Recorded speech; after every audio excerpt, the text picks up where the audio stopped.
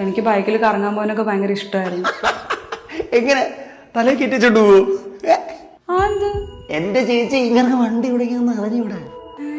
അറിയൂലേ? അത് പിന്നെ രേവതി, ഞാൻ ഈ വലിയ വലിയ കാര്യങ്ങൾ പഠിക്കുന്ന ഇടയ്ക്ക് ഈ സില്ലി കാര്യം വിട്ടുപോയി. അല്ലാതെ പേടിച്ചിട്ടല്ല അല്ലേ? ചേച്ചിക്ക് ഒരു കാര്യം അറിയോ? പണ്ട് കോളേജിൽ പഠിക്കുമ്പോൾ പോലും അമ്മയുടെ കൈ പിടിച്ച റോഡ് നോക്കിയാറ് അതിലിട തക്കണു. നിന്റെ സപ്ലിയുടെ ഫീസ് അടയ്ക്കാൻ പോണ ദിവസമല്ലേ? നിനക്ക് സമയമില്ലേ? ഞാൻ പൊക്കോളാം. ചേച്ചിക്ക് വേണമെങ്കിൽ എൻ്റെ കൂടെ വന്ന് ഞാൻ ഡ്രോപ്പ് ചെയ്യാം. എന്നാ ഞാൻ ഇപ്പൊ വരാം. ബൈ. നീ അവനെ ഈ വീട്ടിൽ വച്ചോണ്ടിരുന്നത് ശരിയാവൂല. ചെറുക്ക, അടുത്ത നിന്റെ കെട്ടാണ്. അതിനിടയ്ക്ക് വല്ല ഏണി ഒപ്പിച്ച് വെച്ചാല് ലാസ്റ്റ് പെണ്ണ് പോലും കിട്ടൂല. പറഞ്ഞേക്കാം. എന്തായാലും ആ ടെൻഷൻ ഒന്നും എനിക്കില്ല. അതെന്താ? ചേച്ചിയെ പെണ്ണ് കാണുന്നതിന് മുമ്പ് 2 പെണ്ണ് കാണലും ഞാനും ചേട്ടനോടെ പോയിരുന്നു. എന്റെ സ്മാർട്ട്നെസ് കണ്ടുകൊണ്ടായിരിക്കും ആ പെൺകുട്ടികൾക്ക് എന്നെയാണ് ഇഷ്ടപ്പെട്ടത്. നാച്ചുറൽ. അതുകൊണ്ട് പെണ്ണ് കിട്ടില്ല എന്നുള്ള ടെൻഷൻ എന്തായാലും എനിക്കില്ല. ഇതൊക്കെ കണ്ടാ മതി. രേവതിക്ക് ഇതുപോലുള്ള ഊളകളെയാണ് കൂടുതൽ ഇഷ്ടം. ഒരു ട്രാൻസ്ഫോർമേഷൻ സമയമായി.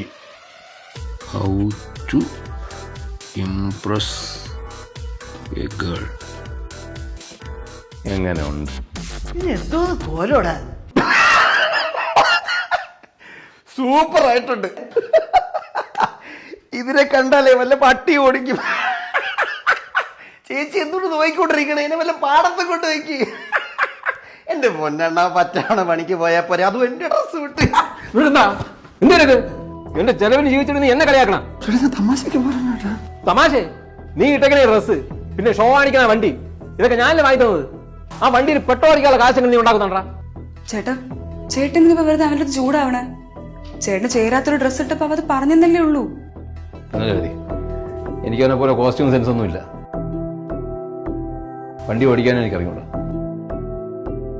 പെണ്ണുങ്ങളെ മയക്കുന്ന മാജിക്കും എനിക്ക് വശമൊന്നുമില്ല. എന്നാലും എന്നെ കൊണ്ട് പറ്റുന്ന രീതിയിലേക്ക് ഞാൻ ശ്രമിച്ചു. പക്ഷെ രേവതി സ്വപ്നം കാണുന്ന ഒരു പാർട്ണർ ആവാൻ പറ്റുമെന്ന് എനിക്ക് തോന്നുന്നില്ല. നല്ല ബോൾഡ് ആയിരിക്കണം, നല്ല റൊമാൻറ്റിക്കും ആയിരിക്കണം. രേവതിക്ക് എന്നെ പോലെ ഒരാളല്ല വേണ്ടതെങ്കിൽ നിർത്തട.